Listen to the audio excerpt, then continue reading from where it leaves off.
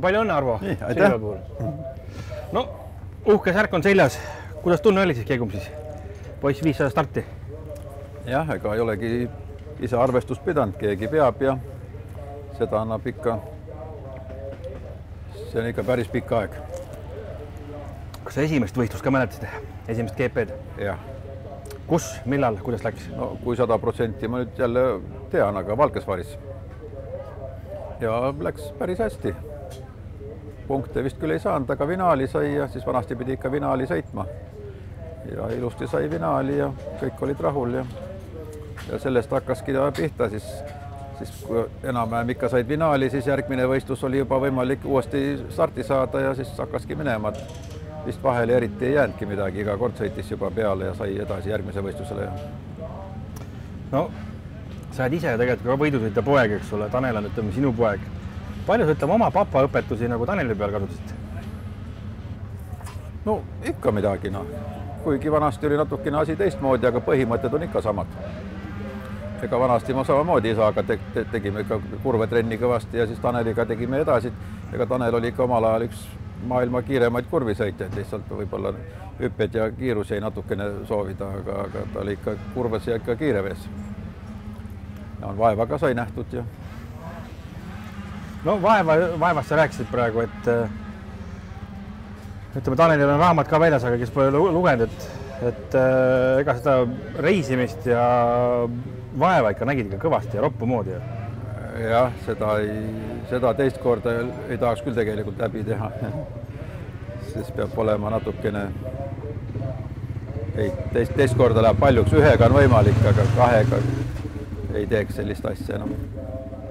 Aga oskad sa öelda, mis oli kõige raskem selle tee juures? Ega ei ütleski, et nüüd kõige midagi rasket oli. Kõik tuli stabiilselt ühtemoodi raskustega, ega kõik need sponsorite hankimine ja no isa elas siis, isa aitas hästi palju sponsoreid ja taotleda ja ojada. Ja no see sõitmine ikka oli päris hull, vahepeal sai kuus ikka 3-4 korda käidud Hispaania ja Prantsusmaa vahet kodu jälle tagasi ja jälle osade juppide järgi ja rattaid teha ja aga noh, see oli ikka rasket, ega kui sa tee võtsid, siis ja see suur raskus kadus ära, kui 80-ga tuli maailmameistriks. Siis oli juba toetajaid rohkem Saksa poolt ja kui tuli 125-ga, siis läks nagu oma finantseering nii palju kergemaks, et kui oleks nii edasi läinud oma raha peal, siis oleks sinna see lõppunud sõit. Et mul ei oleks võimalik olnud edasi enam tegeleda sellisest tasemel. No, kuna õige aja peale jõudis tippu ära ja siis läks asi lihtsaks, toetajaid rohkem ja tiimid olid huvitatud kõik. Ja...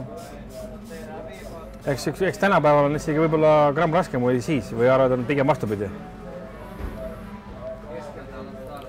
No, mõnes mõttes on tänapäeval rataste suhtes on ju küll lihtsam ja kergem. Rattad on nagu natukene ikkagi konkurentsivõimlemised rohkem ja aga no ei usu, et midagi muutunud on. Sõitma pead ühtemoodi, raha kulub ühtemoodi. Ega kui... ei oskagi öelda, ei muutunud, ei usu, et midagi raskemat praegu ja siis oli ta ikka enam-vähem samaks jäänud. Et öeldi kunagi, vaata, et siis oli rohi rohelisem ja taevas sinisem, et pole midagi täpselt sama. No eks selles eas hakkadki sellist juttu ajama juba. Eks noored räägivad, saavad vanemaks, räägivad sama juttu edasi, aga natuke vist mõne koha pealt natuke ikka sõbralikust ja seda oli ikka rohkem. No, nüüd sa oled vanaisa ja mitmekordne, eks ole. Taneli poisid sõidavad, et kas sa ise oled nagu ka Taneli poiste midagi õpetanud või lähed Tanelil täitsa ise toimetada? Olen natukene proovinud, aga ikka oma isa peab õpetama. Aga kumb neist selles mõttes paremini nagu tundub õppust võtma? See on nagu kaks eri poissi täielikult. Sebastianil on hirmus tahtmine. Rävisel on jälle siuke jõud ja oskab, nad on küllaltki võrdsed, aga Travis tundub, et ta on nagu füüsiliselt tugevam. Aga poisid on juba enam-vähem sellises eas, et peaks nagu plaane hakkama tegema, et on neil juba mingisugune ka, et nagu teil kunagi oli või pigem vaatate veel natuke rahulikult? No ega Kausolega, kui 80 lõpus ikka kõva tegija ei ole, siis jääd ikka vinduma. Ma ei ütle, et ei tule tippsportlast, võib tulla igast ühest tippsportlane, aga siis läheb ikka väga raskeks. Et ta ikka 80 lõpuks pead olema füüsiliselt valmis, sõiduga valmis ja nii palju pead vaeva nägema, et pead ikka siin juba suurtele poistele tuule alla tegema 85-ga, et siis oled ikka, siis on võimalik, et sa lööd Euroopas ja maailmas läbi. Aga poistest, mis sa arvad? Võib sealt pauku tulla? 2 aasta pärast selgub. Aga muidu, mis sa igapäevaselt teed peale motokrossi jälgimise, et millega sa leiba teenid? Ai, ma suurem jagu naise ülealpeeta, naine peab lillepoodi ja ma kasvatan natuke kala, et naist toetada. Ja tuleb hästi välja? No, ei tea, ei oskagi öelda, viga ka midagi ei ole, jah. Muidu ei teeks. Kus kala sa kasvatad? Aga paaljat ja tuura ja vorelli natukene ja põhiline on paalja, siuke uus sort, mis on hästi delikates kalamoodi, aga no ei, praegu on rahulik, ega kus sa elad, seal teed tööd ja ka omal ajal nagu ka seda põhiharidust ei saanud, ega siis ei oskagi muud teha kui tööd. Aga Taneliga sa reisisid läbi mööda maailma, kas sa praegu käid ka Taneli sõite vaatama? Käin aga vähe. Ikka nüüd on ikka vähe, nüüd on kodus nii palju tegemist ja ei saa jätta seda. Vanasti oli nagu leiva tegemine ja muud, siis oli töölisi rohkem ja siis oli võimalik ära käia ja naisterahvas kamandas kodus, aga nüüd on igal ühel oma tööots, nüüd ei pääse enam iga kord sõitma. No, me oleme rääkinud Taneli poistest ja Taneli kasvatamisest. On sul lõpetuseks midagi öelda nende krossi vanematele midagi, et kuidas nad peaks, mis on see moto või mida nad peaks nagu jälgima oma lapse, ütleme, karjääri edendamisel? No, seda on väga raske, selle peale tuleb nii palju kommentaare, et kui midagi sellist, mida ma tegelikult arvan, ütlen, aga noh, põhine on, et õieti õpetada sõitma, sõitku õieti ja surugu seda, algul ei ole koht tähtis, kui see tehnika ja kõik on käpas, eks see standard tehnika käppa saada, et seda oskad iga minut kasutada. Ja kui see on selge, siis Eesti meistriks tuled ilma selle õpetamata kiiremini, kui tuled selle õpetamisega. Aga edasi lähed kiiremini, kui ikka algtõde ei ole korralikult, ega siis Eesti meistrist kaugemale on väga raske jõuda. Aga kui see on selge, siis Eesti meistrist võib-olla ei tulegi, tuled kolmandaks, aga edasiminek on kiirem. Aga veel, sa ütlesid, et võib-olla kommentaarid, keda huvitab. Ma arvan, et inimesed tahavad tõde kuulda. Sinu versiooni, ma arvan, kõik tahaks teada. No, ega see ongi, sa pead aru saama poisi iseloomust ja kui poisil peab ikka tahtmine olema, ega siuke nämmutamise ja muusitamisega ka kaugele ei jõua. Et siis edu valem on pigem ikkagi tehnikad, asjad kõigepealt selgeks. Mingi aeg peab ikkagi poissi utsitama tagant, et ta saab füüsilise kätte, tal hakkab juba sõita kergem olema, siis tuleb nagu omal tahtmine juurde.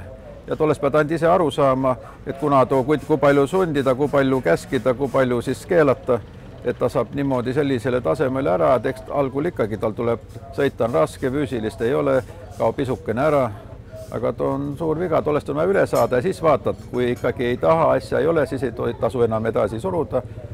Ja see jooksmine ja kõik see, et Tanel hakkas 2-aastaselt jooksma kuskil iga päev, iga ilmaga.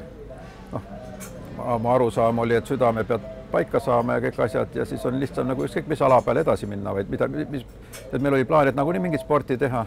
Aga ega ei olnud kindel, et 100% krossi hakkame sõitma, aga iga ala peal on jooks ka hästi tähtis ja siis hakkas 2-aastaselt jooksma ja siis ta omal ajal jooksis ikka väga hästi. Kui oleks krossi sõitnud, oleks võib-olla jooksnud, kes seda teeb? Jooksu selle pikka maad sa arvad või? No, seda ei tea ju, aga pikka maad jooksis ilusti, jah.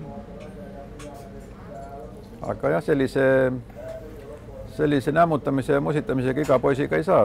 Ega lapsed tänapäeval on see arvuti ja kõik ja lähevad asjaga kaasa ja kasutavad selle ära, et sa pead sellest üle saama, kui tahad, et poisist midagi asja saab. Ja mis ma siin ikka karmimad ütlen. Aga see nutimaailm tuleb jah, tahtmata peale ja siin boksi vahelgi on ju kuulda tegelikult, et ongi, et lastel on see huvi, et mängitakse pool ööni ja siis treeningutega juba kukutakse ja siis treenitakse aina vähem, No nii ta ongi, unerežiim läheb ju välja ja siis oled päeval uimasem, kui hommiku varem üles tuled ja oled harjunud õhtul pikemalt tulema ja eriti suvel, kui kooli ka ei ole, siis magatakse kauem. Tegelikult ta ei ole ka õige, et režiim peab ikka, sportlasel peab ikka režiimi olema, ma arusaam on selline.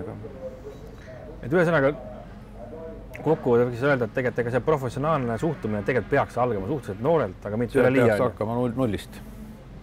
Juba rattaselga istumine, kõik need liigutused, tehnika, igal ühel tuleb muidugi oma see iseloom sellele sisse, aga põhiliikumised ja kõik oma pidurdused ja tehnika peab olema õige, sõidadki aeglasemalt, sa pead tollest kogu aeg kinni pidama, ei tohi ka võistluste ajal unustada, kui oledkina seal eespool või tagapool, aga sa pead sellest kinni pidama ja siis pärast hakkab see ise tulema automaatselt ja oledki eespool. Ja lisaks professionaalsel, ma pidasin ka silmast ütleme just seda muud, et õigel ajal magama, üles, muud treeningud, kõik ja vanemate suhtumine peab olema samamoodi. Oi, täna sajab lund, täna ei saa jooksma minna, täna sajab vihma, ei ära mine märjaks saad, siis jäädkina harrastajaks. Minu jaoks on see väga hea mõte selle intervjuu lõpetamiseks, et inimestel ma arvan mõtteainest küll ja veel, et soovin sulle head sünnipäeva jätku ja naudi krossi ilma ilusat ja kohtume järgmine kord järgmisel päeval. Aitäh! Aitäh sulle! Tänud!